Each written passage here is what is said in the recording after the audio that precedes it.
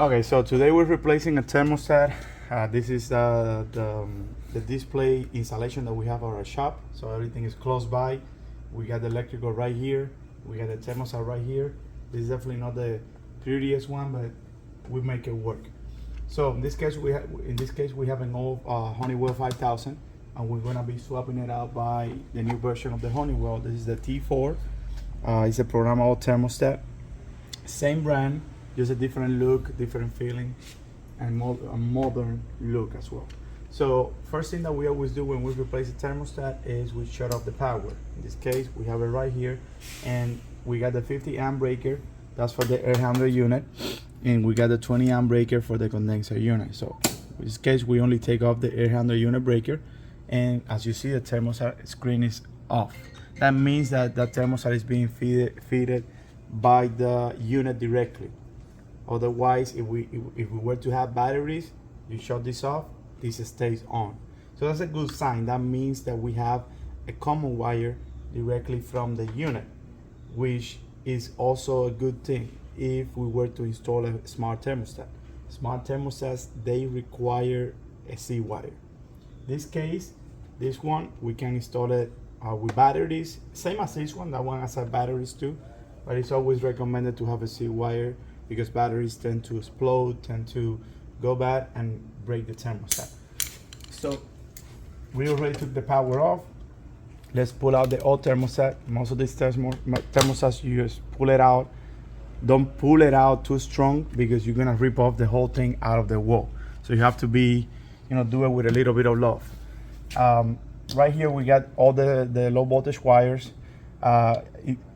It's always good to check before you start disassembling things, right? You want to know if the wiring is set up by code, and also this will tell you what type of unit it is.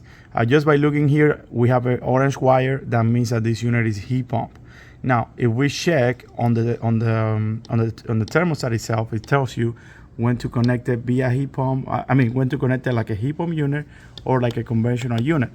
So let's check and make sure that all the wires are connected by code so that we can just put it back, regularly, and it won't mess up the connections, right? Sometimes people don't connect it by code, and you could have an orange wire acting as the heater wire and vice versa. It could be a mess. So in this case, we have the red wire is on the R, that's good. Yellow on the Y, perfect. The common wire is always gonna be on the blue one, and it's gonna be on the C, so that's great. Orange is in the OB section, perfect. Green wire in the G, great. And now you got the white wire, which is for the heater. You have it on the auxiliary emergency heat section. So this system is connected by code, so we can just simply go and disconnect all of this, and we're gonna put it back on the new thermostat the same way. So this all type of thermostats, you have to use the small screwdriver to be able to unscrew this. I'm glad that the new thermostats, they come with a push-in connection. Makes it a lot easier to install and uninstall as well. But these old ones, you have to go old school. So we take one at a time.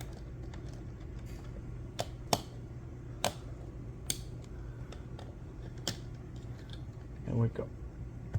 Now, the other thing that we have to do is take the actual mount out of the wall. You can use a drill for this. In this case, I want to go old school. I already have my multi-screwdriver set here. I'm just gonna do it little by little. There goes one.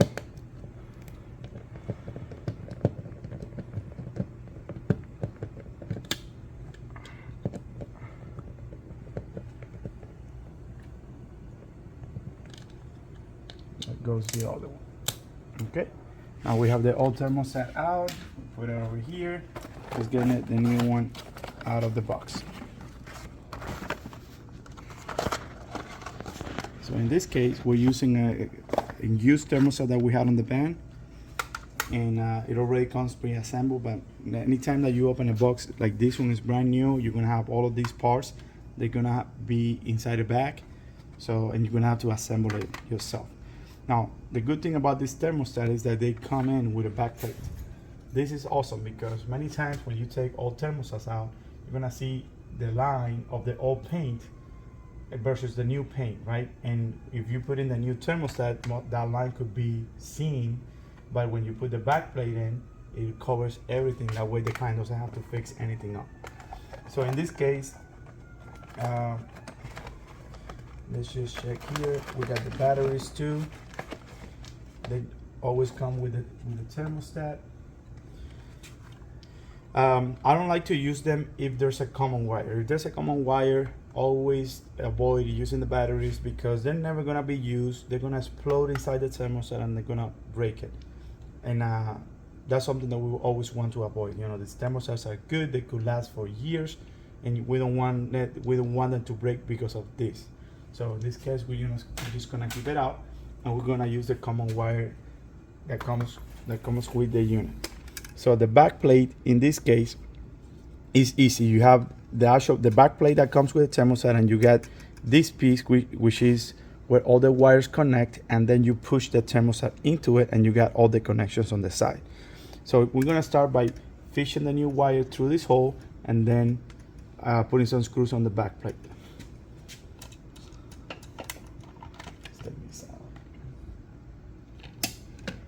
Okay, so now we have the wire fish through here. We're gonna try and use the same holes that we had on the wall. In this case, they're a little lower. There we go. So we can reuse them. Most of the time, you are able to reuse them, especially since you're replacing a Honeywell with a Honeywell. So they make it in a way that you can reuse the holes. Many times the holes on the wall, they are too big or old or whatever, and when you try to reuse them, the screw doesn't go in well or doesn't screw tight. But in this case, we have a good couple holes here that we can reuse, and the thermostat is going to be held in place real tight. This back plate also allows you to add multiple screws. Not necessarily that you have to add screws, but maybe you have a stud running horizontally here. You could use the top holes instead of the ones on the side. So make sure that you are able to screw that screw very tightly. That way that thermostat holds in place good, like that. And now we're gonna put in the new thermostat, the new wires, the wires for the new thermostat. Now, one thing that I always like to do is I like to cut the old PO piece of the wire, and I like to go in the new thermostat with a new piece of wire, right? In this case, this looks pretty good. They're a little bent on the ends and all that, but they look pretty good. Many times you see wires peel all the way through the back. That's bad. You don't want any wire showing after you push it into the thermostat. In this case, they are nicely cut. But either way, since they're old and they're a little bent, we're just gonna cut it right there at the end, and we're gonna redo it again, right? We want a nice and new connection for a new thermostat. We don't want any interference or any wire showing out of the thermostat that could cause a shortcut if it touches another wire. So I always cut them again. Now, many times the wire is real short, like the entire wire coming from the unit, and you might not have the luxury of cutting this wire and just to get a new piece, right? So always look into that. Make sure that you have enough wire. In this case, we have plenty. We can just push it in and out however we want. And make sure that you have that before you cut, because maybe you cut and then you don't have enough, and then you have to run a brand new wire altogether, which complicates the entire process and is more expensive for the client at the end. So now we have all new ends. They look good. This one looks a little longer. Let's cut it a little bit. So we start putting it in place now. Now with the new Honeywell, with the T4, you have different colors on the main connections, right? And you also have on the inside of the thermostat, you have other letters too. So now the way it works is whenever you're connecting a system as a straight cool system, you're using the outside letters, the one right up front. And if you're connecting the unit as a heat pump unit, then you want to look at the letters inside. You have the OB over here, you have the auxiliary over here, and the main C over here, right? So in this case, let's start by connecting the left side first. So let's try and untangle this a little bit. Let's make it nice and pretty. So we got the wires coming from the top. So let's just make a little bend over here. And we just push in the yellow wire. Now we go with the green, it's the next one down. And push it in, push it down. Now we got the common wire. Remember, the common is always the blue wire.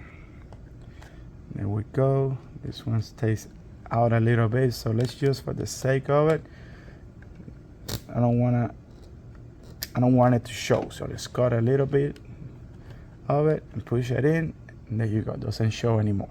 So now we got on the bottom right, we got the red wire, and once easy and clear to see. Let's just push it into place. Let's use the pliers real quick for help. There we go, perfect. Now, so the difference again is in between the heat pump and the straight cool connection. So now we have the orange wire and the white wire left. So let's say that this was a straight cool connection, you would only had the white wire left, and what you do is you connect it here with the white, the WS, right? So if you connect it like that, that means that system is a straight cool, and the white is for the electrical heater inside. Now, if you want to do the heat pump connection, which is what we have here, then you want to use either the auxiliary or the emergency heat options in here. I always prefer to go with the auxiliary one. It's the one that the thermostat recognizes by default. If you choose here, then you have to change the setting on the thermostat when you're setting it up. So let's just go with the standard here. We put the white over here, and then the orange is on top. There's no letter up front. You have it on the inside. It says OB. That's where you put the orange wire that runs the reverse valve for the heat pump unit. So always try and set the cables, the wires, nice and tight. You don't want them to bend too much, but always try and make space for them. Push them in a little bit. That way you can close this lid over here, right? So now we're done. We can double check, triple check as many times as you need. As long as you're sure, you just close the lid, and you get the face of the thermostat. You see you have all these legs over here, these pins. Those pins are gonna come in here, but they're easily aligned. So all you have to do is just align this to this. And once you do, just push it in, and that's it. So right there, we got the thermostat installed. Now we just have to do the setup, and we need power for that. So we come back to the breaker, whatever it is. In this case, we have it right here. We turn it on. We got the condenser unit that turned on. That's just a response, an automatic response for a new thermostat. It shut off right away. And now the thermostat is like this. It's gonna ask you to set it up from scratch, right? First thing it's asking for here is the date. Now, the year 2023, great. We select. You see a select option here. The bottom right below is how you use it. So select. August is the standard, but we are on October right now. So October and October 13, Friday 13, that's today. Now we like to use a 12-hour clock instead of the 24-hour clock, so just basic. Let's go with the time. It's 11 a.m. 11:58, and for the sorry, I forgot to hit select. So you hit select. Now it changes to the minutes, and we're gonna do 59. It's already 11:59 over here. So you just press the plus button. By the way, you use the plus and the minus for this. The plus and the minus buttons for this part. So 11:59 a.m. You see it on top. You click select. It saves it. Okay, so in this case, the thermostat was already set up because it was used before, right? So it already, all it asked for was a date because it lost those settings when we disconnected it, right? So right here, the thermostat is already set up, but there's a way in which you can reconfigure the thermostat even though it's already configured, right? On this, you got the mode button, the menu, and the fan. So to get to the installer settings, you have to do menu and the plus button. You leave them pressed at the same time. I think for about 3 to 5 seconds, the screen will change. There we go, it's changed. And now you have you have multiple options here that you can use, like restore the thermostat. You can do a test, or you can just set it up. When you see that 1SU code, if you select it, it will get you into the installer setup mode. Now, many of you might know this by memory already. If you're installing a few thermostats like this a week, it's something that you're likely to memorize. But I always like to go by the book. So there's these 2 books that comes with the thermostat, and one of them is the installation instructions. If you open that book, page 6, so you're looking for the advanced setup options. That's what you need, the ICU. That's the code that you saw on the thermostat itself. Here, it will tell you what each of these numbers on the thermostat means. So we always want to go with the book to be 100% sure. Once you memorize it, it's going to be easy, but if not, you have it here. So let's just put it right here. So the first number that comes up on the thermostat is 120, and the big number below it is 0. So if we look at the book, it says 120 is the scheduling options. If you leave it at 0, it's non-programmable. You leave it at 2, you have the programming 5 and 2. That means that you will set up the same programming from Monday to Friday and the same programming on Saturday and Sunday. You can do 511, same programming Monday to Friday, and a different programming on Saturday and another different programming on Sunday, and then you have the 7-day programmable. That means that you can have each day programmed separately and differently. Now, we always ask the clients, do you want it to be programmable or not? Because the programming, as good as it might be, many clients don't understand it, don't like it, and it could be a pain to deal with because it might change the temperature on the unit without the client knowing, and the client might think that the unit is broke, but it's most of the time it's because the programming is acting up by itself. So many times we just leave it as non-programmable if the clients are not tech savvy, maybe especially older folks. They don't know how to deal with this stuff, so we just make it as easy as possible. In this case, we're just gonna leave it as this, and we can talk about the programming feature at another point, another video. We're gonna talk about it and show you how it works. So we'll leave it at 0, it's non-programmable. We press select, we move to 125. It asks you how you want the temperature shown in Fahrenheit or Celsius. America is Fahrenheit, so we just continue. Now we got 200. Now this one is the key one here. There are many options after this that you are just gonna scroll through, but this one here is key. In bad setup here, we mess up the entire system and it will not work properly. So you wanna have this down and done right. So in this case, we know we have a heat pump system. We saw the orange wire at the thermostat, and we can come onto the condenser unit over here, and we can check and verify if this is a heat pump unit. Now this unit here, you're gonna do 2 things. The simplest one is you're gonna look for the third valve at the condenser. These type of units, they normally have it right here in the middle. Some units have it above here. Some units have it inside. The train units, they have it on the side of the panel, in between the coil and the panel. But you know, this one is easy, you have it here. So you're seeing that third valve here tells you that this is a heat pump unit. If you're still in doubt, you can always come and look inside the condenser unit, and you're gonna look for something like that right there. So that brass color piece is what we call the reversible valve. If you look on the sides, there's gonna have like 3, 4 copper pipes on the bottom. There's gonna have one on top. That's what makes this unit a heat pump. So as long as you see that, that means that this system is heat pump. So we're coming back to the unit.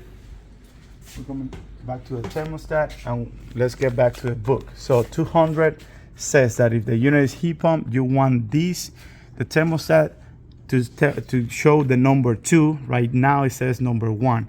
So you press the plus, you got 200 and number 2 because it's a heat pump unit.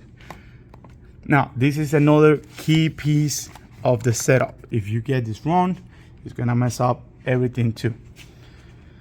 Got 205, and it tells you when it's a heat pump unit, what type of heat pump you have. You have an air-to-air heat pump or a geothermal heat pump. Now, we're here in Florida. Geothermal is nothing that we use anywhere, as far as I'm aware. So you're always gonna have the 7. That's what you wanna see, air to air. That means that you have an air handler unit with a blower pushing air. So 205 is our 7, that's great. We continue. And this is the last key piece of the programming, reversing valve. If you selected a straight cool or cool only at the beginning, this will not show up. This only shows up if you have a heat pump unit.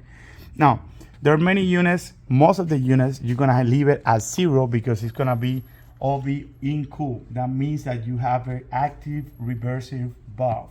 That means that if you want cool, you want that reversive valve to be active, power. You need power going to that reversive valve if you want cool. If you have a rim unit or a family, any unit that's in the rim family, they have a passive reversive valve. It's the opposite. When it's a passive reversive valve, you don't want that valve active or power for cool. So you will select the number 1 instead. Be in heat. That's for rim units. As far as I'm aware, rim and any family of the rim brand, we have a passive reversive valve, and you will have to change this to the 1. But most of the rest of the brands use the standard be on cool. So right here it's at 0 or be on cool. That's what we want. If you have it wrong, the unit will go backwards. You will have heat when you want cool, and vice versa. So we continue, and from here you can read every one of these settings, but all of them are fine if you leave them where they are. So you see the black numbers, that's how it comes, and that's how you want it. Either way, let's just go through it real quick.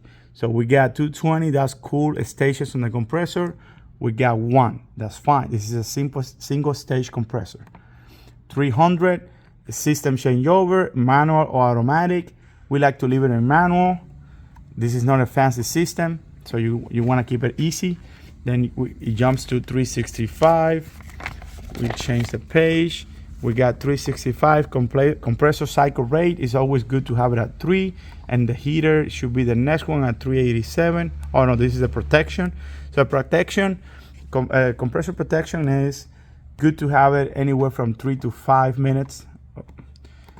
That means that if the compressor shuts off for whatever reason, it won't kick on again for 3 minutes. Just give the compressor time to accommodate the pressures again, and it won't have it starting right after it stops. It could kill it. So it's good to have a good delay. Standard comes with 5 minutes. I like to lower a little bit to be able to do testing without taking too long. Anywhere from 3 to 5 minutes is good. So 430, now we have minimum cool sub point. This is how low you can set the thermostat in. You can leave it as standard. Sometimes I like to set it up to, get it up to like 65. No residential system will get you lower than, I want to say 60 degrees without freezing over or without working non-stop. So some guys don't understand that, or they don't care, or they don't know. So you want to set, some limits here. Highest set point, that's going to be 90. I doubt that anybody's going to get it over 80, even when it's cold outside. But I don't mess with this one. It's not the common one that you have problems with, so I'm going to leave it. Now we got 435. This is a code that you can set up for the thermostat so that nobody mess up with it. You can set up like a pin, like a 4-digit pin that only you know, and maybe you don't want your wife or kids or mother-in-law messing up with the thermostat, so you can set up a code on it. In this case, I'm gonna leave it at 0, which is no code. You can do a partial locking or a full locking. Partial means that you can only change the temperatures, but you cannot change the settings on the thermostat. If you do a full lock, then nobody can change anything on the thermostat without putting the pin in. Let's just leave it at no lock right now. So now we got 702. We flick the page. 702 is number of air filters. This will give you a reminder, so it's nice to have it. Let's say, you know, normally you have 1-2 filters in the house, so let's just say 1, and let's leave it at that. It will give you a reminder every once in a while for, you know, to remind replace a filter. 7-11, that's that reminder, and you can set it up like in run days, so runtime days. How many days? Every how many days you replace a filter. So we always recommend that you replace a filter at least every 30 days or every month. So we're gonna choose number 3, which is 30 days. Some cases when you have pets or the unit is close to the ground, to the floor, it's actually good to replace it before that month mark. So you could choose maybe number 2, which is 20 days. Some other cases you can leave it for even 2 months if the filters are up in the ceiling. It doesn't get as dirty. So in this case, let's just go with 30. Now 1400 backlight on demand, that's good. You can leave it continuous, but you know, maybe you don't like it, so you can play with it. 1410, now we have clock format, that's 12. We want it at 12, not 24 hours. That might confuse many people. 1450 daylight saving time, we have it at on. It hasn't changed yet. The law hasn't passed, so we have to leave it. And last thing is just temperature display offset. That's if you want to have the thermostat giving you a different temperature than what it's really sensing. For whatever reason, I don't like this. Some people recommend it, but you know, I never liked it. I want my thermostat telling me exactly what it is. I don't want to be fooled by anything. So let's just leave it at 0. I don't want anything offsetting the thermostat. So right here we're done. We just click, it says done. We click select. It saves all the settings that we just set up. And now the thermostat is back to the screen. We can run it now and test. Let's see. We change the mode. Instead of off, let's put it on cool. And the temperature on top is what you want it on. And this is what is sensing out here. This is an open warehouse, so it's really hot. So if the temperature above it is smaller than this one, it's gonna come on. That's how it works. So now you have the word cool on here flashing. That means that it's working on the timer. That timer that we set up on the thermostat. It's gonna wait at least 3 minutes before it kicks on the system. So once that stops flashing and it just gets, you know, it stays on, the system is gonna kick on. So now we just wait for it, and that's brand new thermostat installed, and that's it.